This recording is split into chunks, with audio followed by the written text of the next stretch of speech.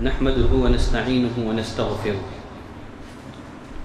ونعوذ بالله من شرور أنفسنا ومن سيئات أعمالنا من يهده الله فلا مضل له ومن يضلله فلا هادي له وأشهد أن لا إله إلا الله وحده لا شريك له وأشهد أن محمدا عبده ورسوله يا أيها الذين آمنوا اتقوا الله حق تقاته ولا تموتن إلا وأنتم مسلمون يا أيها الناس اتقوا ربكم الذي خلقكم من نفس واحدة وخلق منها زوجها وبث منهما رجالا كثيرا ونساء واتقوا الله الذي تساءلون به والأرحام إن الله كان عليكم رقيبا يا أيها الذين آمنوا اتقوا الله وقولوا قولا سديدا يصلح لكم أعمالكم ويغفر لكم ذنوبكم ومن يطع الله ورسوله فقد فاز فوزا عظيما أما بعد فإن أصدق الحديث كتاب الله وأحسن الهدي هدي محمد صلى الله عليه وسلم وشر الأمور محدثاتها وكل محدثة بدعة وكل بدعة ضلالة وكل ضلالة في النار.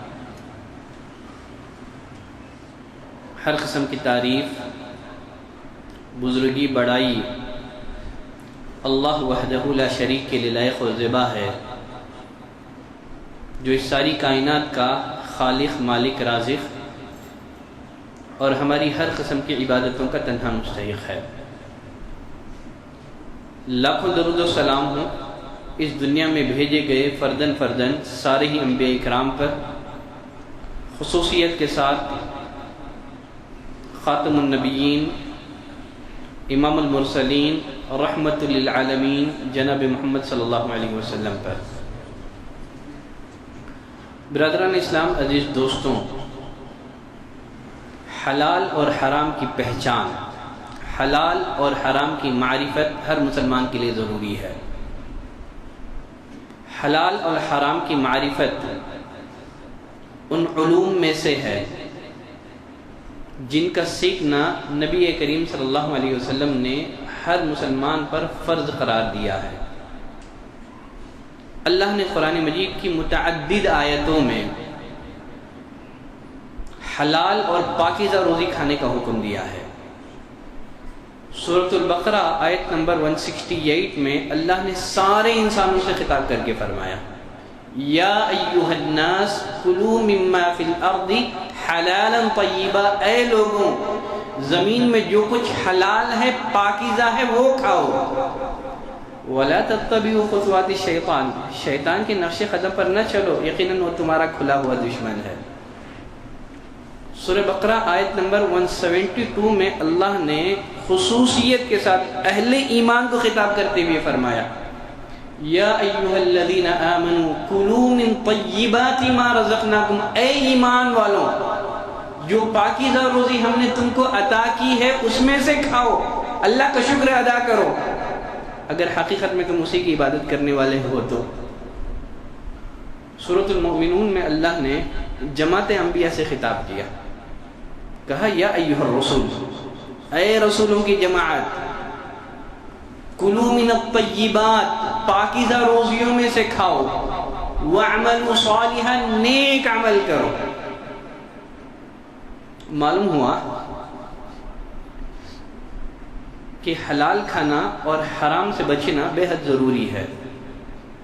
یہ اسی وقت ممکن ہے جب انسان کے پاس حلال اور حرام کی معرفت ہو، جب انسان کو حلال اور حرام کی پہچان ہو. اگر انسان کو حلال اور حرام کی پہچان نہ ہو تو وہ حرام میں واقع ہو کر کے اپنی عبادتوں کو، اپنی نیکیوں کو ضائع کر لے گا. حلال اور حرام کو جاننے کے لیے حرام اور حرام سے متعلق کتاب اور سنت میں بہت سارے اصول بیان کیے گئے ہیں. آج کی خطبہ جمعہ میں ان اصولوں میں سے چند ایک کا میں تذکرہ کروں گا، بقیہ اصول انشاءاللہ اگلے خطبہ جمعہ میں بیان کیے جائیں گے. حلال اور حرام سے متعلق سب سے پہلا اصول یہ ہے کہ حلت اور حرمت کا اختیار، کسی چیز کو حلال یا حرام قرار دینے کا اختیار اللہ رب العالمین کو ہے. جس نے انسانوں کی ہدایت کے لیے آسمان سے شریعت نازل کی. مخلوق میں سے کسی کو حق حاصل نہیں ہے اپنی مرضی سے اپنی چاہت سے کسی چیز کو حلال کہیں اور کسی چیز کو حرام کہیں. اللہ نے فرمایا وَلَا تَقُولُوا لِمَا تَصِفُ أَلْسِنَتِكُمُ الْكَذِبَ هَذَا حَلَالٌ وَهَذَا حَرَامٌ لِتَفْتَرُوا عَلَى اللَّهِ الْكَذِبَ. تمہاری زبانیں اللہ پر افترا کرتے ہوئے جو احکام لگاتے ہیں یہ حلال ہے یہ حرام ہے اس طرح کی باتیں نہ کرو. ان الذین یفترون علی اللہ الکذب لا یفلحون. جو اللہ پر افترا باندھتے ہیں جو اللہ پر جھوٹ باندھتے ہیں وہ فلاح نہیں پائیں گے. اور ایک جگہ اللہ نے فرمایا قل من حرم زینۃ اللہ التی اخرج لعباده والطیبات من الرزق. کس نے حرام کیا اللہ کی زینت کو جسے اس نے بندوں کے لیے نازل کیا ہے. والطیبات من الرزق پاکیزہ رزق کو کس نے حرام کیا ہے؟ اے نبی آپ کہہ دیجئے قل ہی للذین آمنوا فی الحیات الدنیا. یہ دنیا کی زندگی میں بھی مومنوں کے لیے ہیں اور آخرت میں خالص اہل ایمان کے لیے ہوں گی. ممکن ہے دنیا میں اللہ یہ نعمتیں کافروں کو بھی عطا کرے مشرکوں کو بھی عطا کرے. خالصتاً یوم القیامہ قیامت کے دن یہ نعمتیں صرف اہل ایمان کو حاصل ہوں گی. یہاں یہ بات ذہن میں رکھیں چونکہ نبی کریم صلی اللہ علیہ وسلم وحی الہی کی روشنی میں کسی چیز کو حلال یا کسی چیز کو حرام قرار دیتے ہیں. اگر نبی کریم صلی اللہ علیہ وسلم کسی چیز کو حرام قرار دیں تو وہ ایسے ہی حرام ہے جیسے اللہ کا حرام قرار دیا ہوا حرام ہے. جیسے ایک حدیث میں نبی کریم صلی اللہ علیہ وسلم نے فرمایا الا وانما حرم رسول اللہ مثل ما حرم اللہ. لوگوں خبردار اگر رسول اللہ کسی چیز کو حرام قرار دے تو وہ ایسے ہی حرام ہے جیسے اللہ کا حرام قرار دیا ہوا حرام ہے. دونوں میں کوئی فرق نہیں ہے. اللہ نے قرآن مجید میں نبی امی جن کا ذکر تورات میں ہے جن کا ذکر انجیل میں ہے خاتم النبیین صلی اللہ علیہ وسلم کے اوصاف ان کی ذمہ داریوں کا ذکر کرتے ہوئے فرمایا یأمرہم بالمعروف وینہاہم عن المنکر. یہ نبی انہیں بھلائی کا حکم دیتا ہے برائی سے روکتا ہے. وَيُحِلُّ لَهُمُ الطَّيِّبَاتِ یہ نبی ان کے لیے پاکیزہ چیزوں کو حلال کرتا ہے. وَيُحَرِّمُ عَلَيْهِمُ الْخَبَائِثِ یہ نبی ان کے لیے خبیث اور ناپاک چیزوں کو حرام کرتا ہے. تو نبی کی ذمہ داری یہ بتائی گئی ہے کہ نبی حلال اور حرام کرتے ہیں وحی کی روشنی میں. لیکن نبی کریم صلی اللہ علیہ وسلم کو شہد بہت پسند تھا. ایک واقعے کے بعد نبی کریم صلی اللہ علیہ وسلم نے شہد کو اپنے اوپر حرام کر لیا. اپنے امت کے لیے اس کو حرام قرار نہیں دیا بلکہ آپ نے قسم کھا لی کہ میں شہد نہیں کھاؤں گا. اللہ نے یہ آیت نازل کر دی یا ایھا النبی لم تحرم ما احل اللہ لک.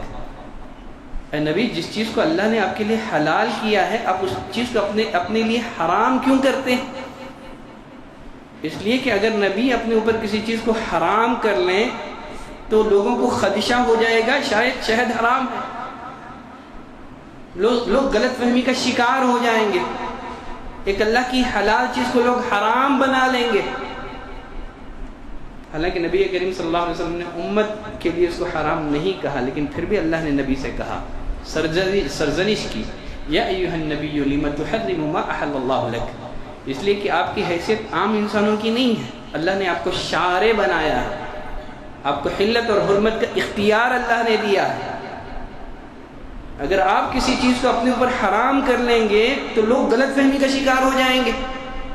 لم تحرم ما احل اللہ لک جس چیز کو اللہ نے آپ کے لیے حلال کیا اس چیز کو آپ حرام کیوں کرتے ہیں؟ کیا بیویوں کی رضامندی چاہتے ہیں آپ؟ تبتغی مرضات ازواجک. حلال اور حرام سے متعلق دوسرا اصول یہ ہے حلت اور حرمت کا اختیار غیر اللہ کو دینا یہ شرک ہے. یہ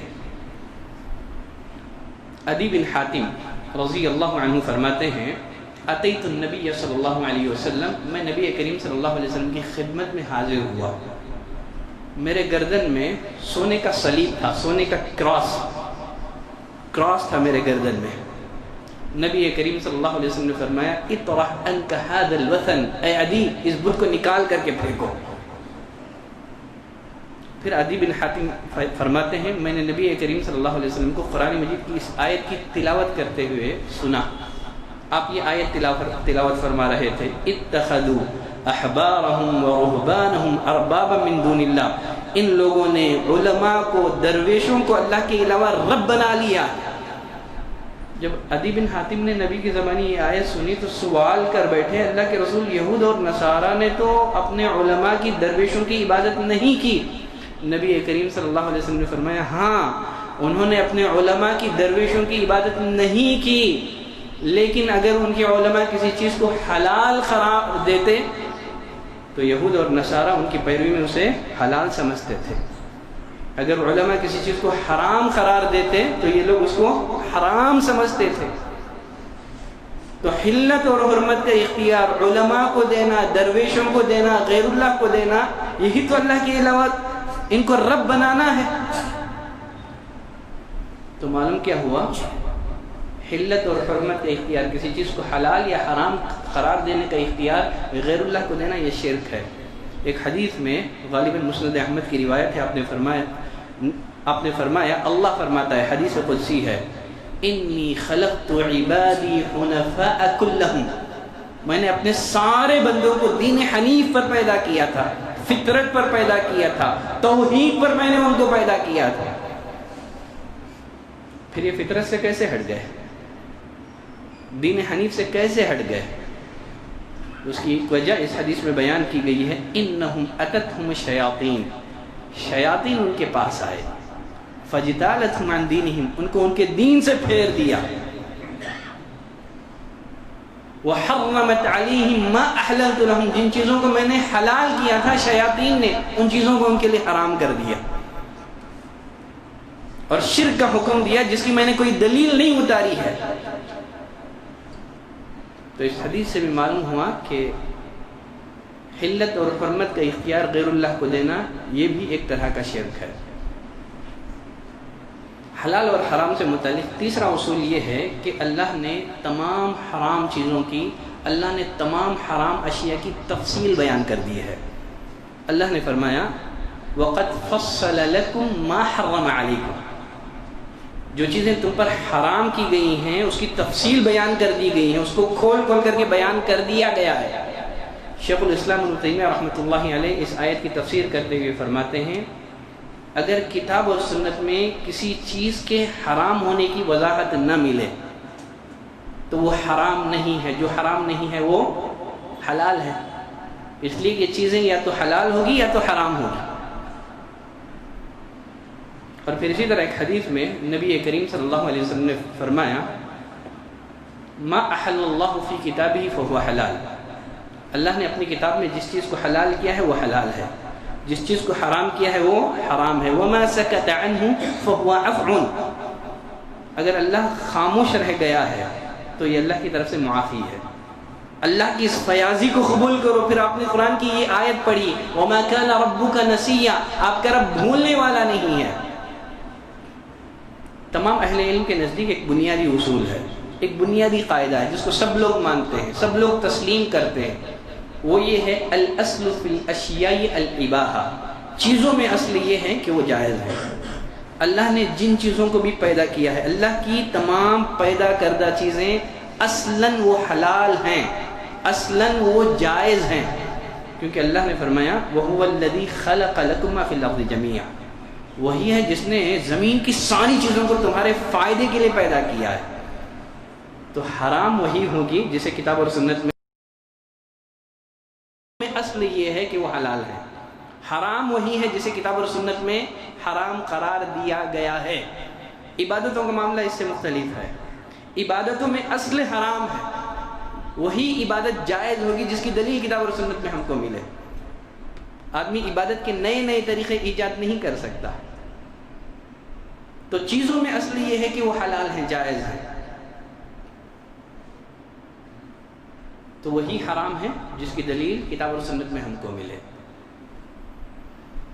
حلال اور حرام سے متعلق ایک اہم اصول یہ بھی ہے، حلال حرام سے بے نیاز کر دیتی ہے. اللہ کا نازل کردہ دین اسلام یہ کمال درجے کی خوبیوں کا مالک ہے۔ اگر اللہ نے کسی چیز کو ہم پر حرام کیا ہے نعم البدل کے طور پر، کوئی چیز اللہ نے ضرور دی ہے، الٹرنیٹ کے طور پر اللہ نے کوئی چیز ضرور ہم کو دی ہے۔ زمانے جاہلیت میں لوگ تیروں کے ذریعے سے فال نکالا کرتے تھے، اللہ نے اسے حرام قرار دیا، بدلے میں اللہ نے کیا دی؟ دعائے استخارہ دے دی۔ اللہ نے سود کو حرام قرار دیا تو تجارت کو اللہ نے حلال کیا۔ وَأَحَلَّ اللَّهُ الْبَيْعَ وَحَرَّمَ الرِّبَا، اللہ نے تجارت کو حلال کیا ہے، سود کو حرام کیا ہے۔ تو اللہ نے کسی چیز کو حرام کیا تو اس کا نعم البدل اللہ نے ضرور ہم کو دیا ہے۔ ایسا نعم البدل اللہ نے دیا ہے جس سے ہماری ضرورتیں بھی پوری ہو جائیں، جس سے آدمی حرام سے بے نیاز ہو جائے۔ زنا کو اللہ نے حرام کیا، جنس پرستی کو اللہ نے حرام کیا کہ مرد مرد سے، عورت عورت سے اپنی جنسانی خواہشات کی تکمیل کرے، تو اللہ نے بدلے میں نکاح کو حلال کیا۔ اللہ نے منشیات کو، جو نشہ آور چیزیں ہیں جس کے استعمال سے نشہ پیدا ہوتا ہے، اللہ نے حرام قرار دیا ان ساری چیزوں کو۔ تو نعم البدل کے طور پر بدلے میں اللہ نے بہت سارے لذیذ مشروبات عطا کیے جو انسان کی روح کے لیے بھی مفید ہیں، جو انسان کے جسم کے لیے بھی مفید ہیں۔ اللہ نے اگر کچھ خبیث چیزوں کو، گندی اور ناپاک چیزوں کو اللہ نے حرام کیا تو وہیں اللہ نے بہت ساری پاکیزہ چیزوں کو ہمارے لیے حلال کیا ہے۔ حلال حرام کے مقابلے میں زیادہ ہے تعداد کے اعتبار سے۔ تو اللہ نے جب بھی کسی چیز کو حرام کیا ہے ضرور اس کے بدلے میں بہترین نعم البدل، اس کا بہترین اللہ نے الٹرنیٹ رکھا ہے۔ تو بندہ نعم البدل ان الٹرنیٹ کو استعمال کرتے ہوئے حرام سے اپنے آپ کو بچا سکتا ہے۔ تو حرام آدمی کو، حلال آدمی کو حرام سے بے نیاز کر دیتا ہے۔ ساتھ ہی ایک مسلمان کو چاہیے کہ اللہ سے ہمیشہ یہ دعا کرتا رہے، اللہم اکفنی بحلالک عن حرامک واغننی بفضلک عمن سواک۔ اللہ تو مجھے حلال دے کر حرام سے بے نیاز کر دے، مجھے حلال اتنا دے دے کہ مجھے حرام کی ضرورت ہی نہ پڑے، حلال دے کر حرام سے بچا لے۔ وَغْنِنِي بِفَضْلِكَ عَمَّن سِوَاكَ، اے اللہ تو اپنے ماں سوا ہر چیز سے مجھے بے نیاز کر دے۔ حلال اور حرام سے متعلق اور بھی کچھ مزید اصول ہیں، انشاءاللہ اگلے خطبہ جمعہ میں ان کا تذکرہ کروں گا۔ آج کے لیے اتنی گفتگو کافی ہے۔ اللہ سے دعا کرتے ہیں کہ پروردگارہ تو ہمیں رزق حلال اس کا اہتمام کرنے کی توفیق عطا فرما۔ جو حرام روزیاں ہیں اے اللہ اس کو، ان تمام روزیوں سے، ان تمام حرام روزیوں کے جو ذرائع ہیں اللہ ان سے تو ہماری حفاظت فرما۔ جب تک زندہ رکھ اسلام ایمان احسان پر زندہ رکھ، خاتمہ ہو تو اسلام ایمان احسان پر ہو۔ سبحانک اللہم و بحمدک، اشہد ان لا الہ الا انت، استغفرک و اتوب الیک۔